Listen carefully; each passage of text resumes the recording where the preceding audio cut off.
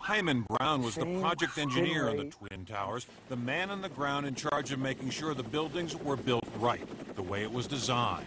There was a lot of pride in it, and we were doing something that hadn't been done before. But no one ever considered any types of forces like this.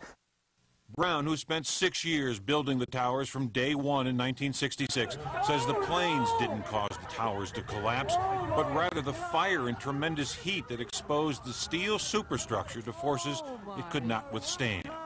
Structural steel is fireproof to last between 1 and 2 hours, which it did, and then steel melts. But why did these buildings collapse? Buildings that went up only 30 years ago, that should last for a century or more.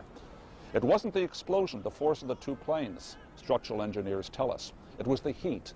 The flames there burned too long and too hot, rising above 1,500 degrees. It began to melt the steel. And the floors in the towers were connected to the steel skin on the outside. And as that steel literally melted, that floor gave way, fell on the next, and down they came. That was the structural failure. They were not built to withstand more than 1,500 degrees of heat caused by two planes fully laden with gasoline flying into them on this day here in New York. That's what's left of the World Trade Center, the two 110-story buildings. We continue to say that with a sense of disbelief because it just is hard to imagine that there could be such a complete destruction of those two buildings. But what happened simply is the structural steel inside probably melted as a result of more than 300,000 pounds of jet aviation fuel exploding like a bomb.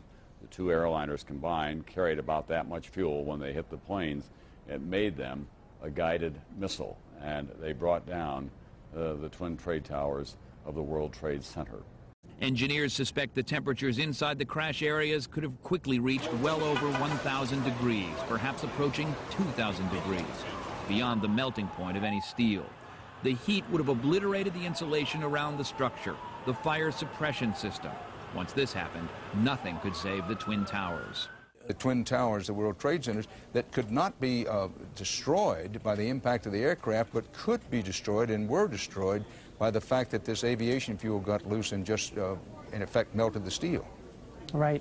1,600 degrees or even more, that melted the steel. As it melted the steel, shell or frame. That the people who worked on the building, architects and engineers, have told it that the reason this building crashed was not at all having to do with the, well, not directly having to do with the aircraft which hit it. They actually withstood that. It was not because their very low understructures collapsed as a result of the concussion, but ultimately collapsed because the steel on the top, which was exposed to such intense heat, largely the result of the aviation gasoline which went into that building along with the aircraft. The heat was so intense that the steel melted and the building began to collapse down unto itself from on top.